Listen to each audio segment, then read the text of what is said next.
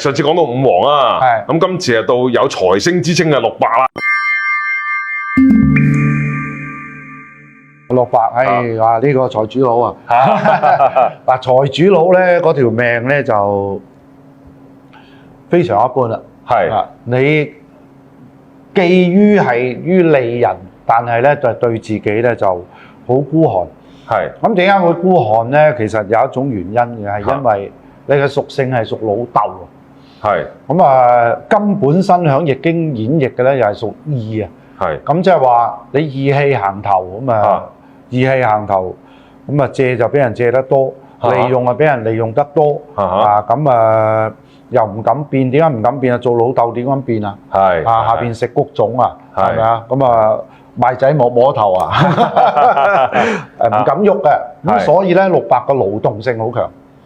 啊，如果你要請工人，六白咧係一個非常好嘅好成功嘅人，因為有義氣係嘛，勞動性大啊，勞動性大，佢唔係好敢變，因為老闆最怕啲人變，係啊，咁佢唔變嘅咧，咁佢就會有一個比較出色啲嘅一個工作啦。咁如果你自己係六白咧，咁即係話本身你自己嘅勞動性咧都係大嘅，都係大嘅。咁即係話你係以親力親為嘅工作咧係對你咧係最好嘅，因為你不慣於係將嘅嘢咧係交俾人，全部你都係落手落腳嘅。咁即係話親力親為，咁亦都係對朋友你義氣行頭嘅。咁所以咧就你覺得個擔子好重，咁所以你又唔敢變，咁所以咧係我認為呢個係一個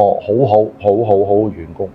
咁如果你自己係要謀生嘅話，呢份職業必定要係自己能夠親力親為你先好做，因為你唔係好信人，即係唔放心交低啲嘢俾人做嘅，絕對唔放心嘅，因為交得低俾人嘅嘢，你覺得係人會變，但係你自己不變，咁所以咧就自己應該揾翻自己適合嘅職位咯。咦，咁某程度上，某啲公務員工種都可能適合佢哋嘅喎，係嘛？即係話三碧同六白咧，其實都係一個公務員嘅典範嚟嘅。典範，勞動楷模啊！呢啲係冇錯，係啊。好，咁啊，事不宜遲啦，繼續落去啦。好啦，喂，七赤啦，喂，七赤嘅精彩啦。咁七赤咧，基本上咧就係位於西方嘅一個是非之星。咁點解會是非之星咧？因為係叫戰爭之星啊，破軍。咁啊，破軍咧，即係話七赤點解會出現咗咁多呢啲名字俾佢咧？係因為佢冒險精神係強。冒險精神咁強嘅人，基本上係喺香港係非常適合生存，非常適合添啊！因為係香港係一個金融好出名嘅市場，金融市場基本上係每日就係做緊乜嘢？投機參與，賭博係啦，所以佢嘅冒險精神強，佢冇一樣嘢不參與嘅。例如係波馬股票，任何嘢佢都會參與，因為點解？投機七赤就係屬陰金，陰金我哋聯想到係乜嘢啊？投資咯，投機咯，贏錢咯，咁啊佢嘅屬性本身又屬於一個少女啊，更加係飲咯、玩咯、天真咯，輸咗咪繼續去揾咯，所以佢哋係冇任何嘅壓力嘅。咁你話，如果香港以呢個金融嘅體系，呢班人嘅咪就係做金融咯，佔領晒所有嘅我哋而家嘅工作嘅工種咯。好 OK 㗎，冇呢班人嗰啲流動性嗰啲銀紙就唔會轉得咁快㗎。即係佢哋好適合做一啲投機性重嘅工作啊，係啦，冒險嘅工作，冇錯啦。咁即係話，如果你自己係七赤嘅，唔好嘥咗你嘅機會，投機性嘅嘢比較多啲。我哋可以攞翻一啲實業嚟講，你嘅投機咩叫投機咧？你唔好叫模仿啊！我哋唔會教人哋做呢啲嘢嘅，你模仿人哋嗰啲嘢咁啊，即係 copy 人哋啲嘢冇。例如係貿易啦，係貿易嘅就係你將一個有價值嘅嘢，你認為有價值嘅嘢，你包裝咗再去賣出去，嗱呢個就都叫投機啊嘛。係咁所以咧呢個非常之係適合你嘅嘢嚟嘅。係咁唔係叫你賭錢啊？喂！呢個師傅話我好中意賭錢，好中意冒險喎，唔係你贏喎，話你中意啫喎，中意啫，中意啫，即係你有賭格啫，就你唔係賭王啊！冇錯，咁啊好啦，咁啊7尺講完啦，再講咗到88啦，88啦，88星咧就係一個大山嘅土，我哋點樣形容呢個大山土咧？係就好似喜馬拉雅山一個好大嘅山，即係或者係一個好高嘅城牆咁樣係嘛？其實係一個好穩重嘅嘢，所以咧佢以土為信任個信即係俾人睇落去咧，佢方方形形咁樣嘅，即係俾人嘅感覺咧，佢係一個好穩重、一個四方嘅嘢嚟嘅。咁通常呢個人你都唔使擔心嘅，佢一定係管理階層。因為點解咧？佢俾個人睇落去咁穩重呢個格，咁而佢做啲嘢又心思細密嘅，咁點會係打工咧？係一定唔會打工嘅。咁佢所以咧係100%，任何工種佢都係管理層。心思細密、穩重可信咁啊夠晒啦，係嘛？咁你話俾我聽，你要做咩工作？你乜嘢工作都要做老總，你就冇得輸嘅。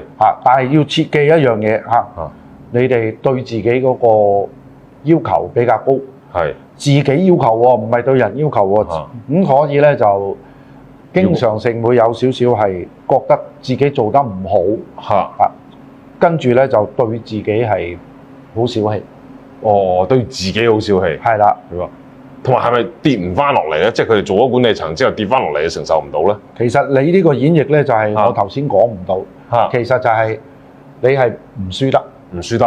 係啦，你唔輸得，你將你呢個性格改變少少咧，你天下無敵。你天下無敵，你只不過係輸俾個皇帝少少。因為你都係一人之上，萬人之下嘅，唔係一人之下，萬人之上。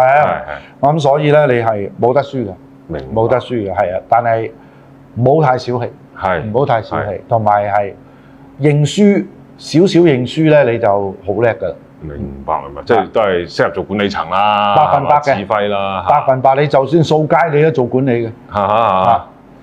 supervisor， 好啦，咁啊到九子啦，九子啊厲害啦即係我都認為88星同789都係好厲害嘅九子星咧係一個摧毀性嘅嘢嚟嘅，火咧就係非常之嚴厲，同埋佢係聰慧啊。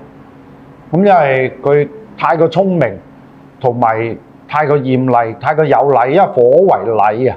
咁你一個佢又做任何行業，俾人哋嘅感覺都係以禮待人。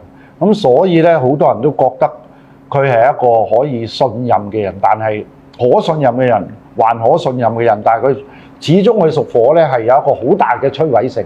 咁即係話，佢一係就唔好爆，一爆咧就摧毀人哋，會摧毀得比較大啲。都幾即係其實我又唔可以用恐怖嚟形容，但係就都要比較上係要自己認識自己，唔好太過令到自己係爆咗出嚟，係變咗災啊！變咗災對任何人咧冇好處，但係就響即係我認為響9種星1、2、3、4、5、6、7、8、9子響呢個世界生存嘅能力係最高咁所以咧佢係冇可能會係響呢個世界生存唔到嘅，因為係太叻啦太過叻咁。但係唯一都有啲缺點嘅，大家要認知你嘅缺點咧，就係行嗰陣時行得好快，責任啊盡得好好，但係個尾咧就收得唔係好靚嘅，即係火咧就係有咁嘅格㗎啦。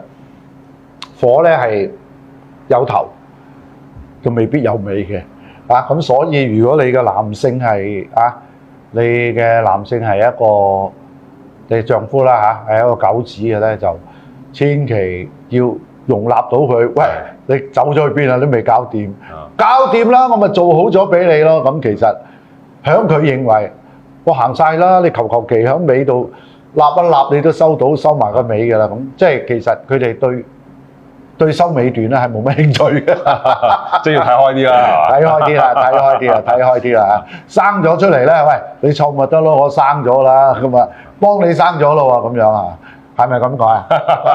呢個演繹啱唔啱啊？差唔多啊。咁適合從事咩行業咧？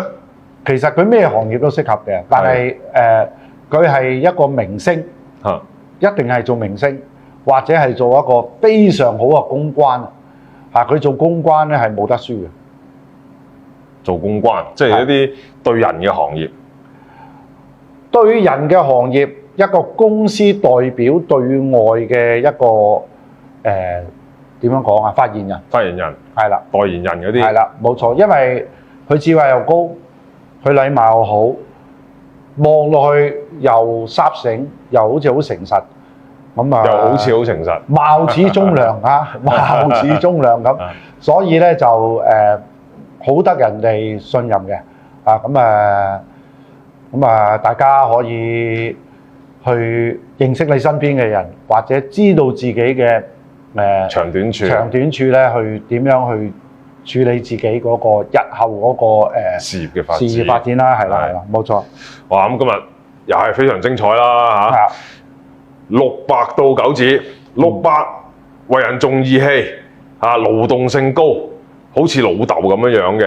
咁你適宜從事嘅行業咧，就係親力親為，因為你就唔係好信人嘅。咁你適宜從事一啲親力親為嘅行業，咁就自己會覺得舒服啲，身邊嘅人亦都會覺得舒服啲。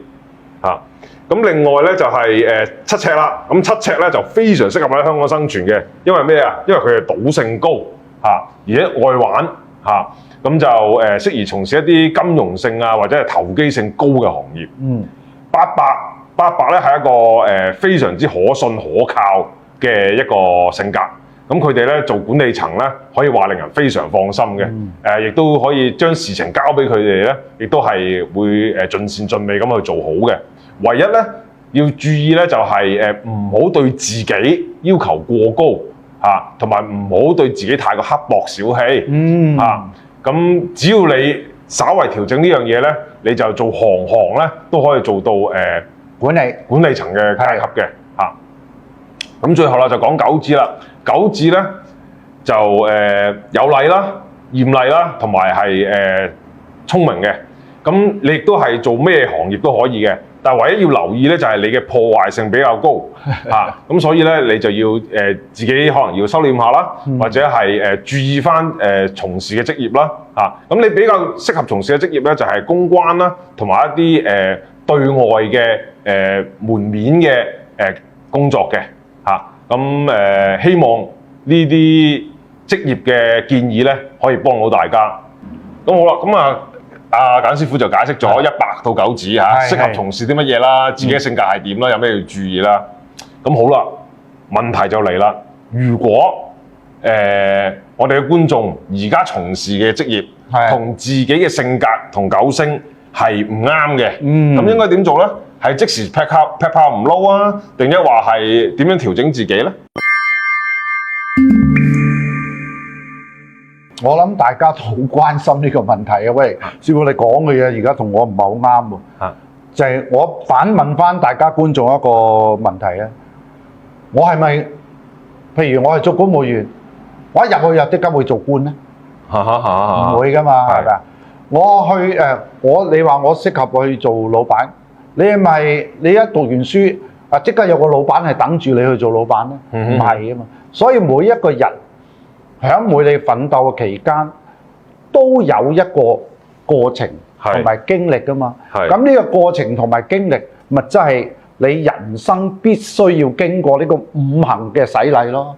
啱唔啱啊？咁如果係咁嘅，即係話喺你呢個過程裏邊，你明知道自己將會都係踏入呢個管理層嘅，咁你咪繼續去行咯。係。咁你就唔好話，譬如你係3 back 咁啊，或者係你係600，喂你公務員好啊，唔好喎，人哋話我而家跳出嚟去做生意好喎，唔好行呢條路。啱唔啱啊？明白。即係清晰咗自己適合啲乜嘢，就可以將嗰樣嘢當為一個目標咁樣樣。咁你就算而家目前係做唔到嗰樣嘢住咧，可以係當係一個鍛鍊，即係增值自己，學習下、觀察下，應該自己當到達目標嘅時候應該點做咧？咁樣樣嚇，咁都係一個學習嘅方向嚟嘅。冇錯啦，係啦。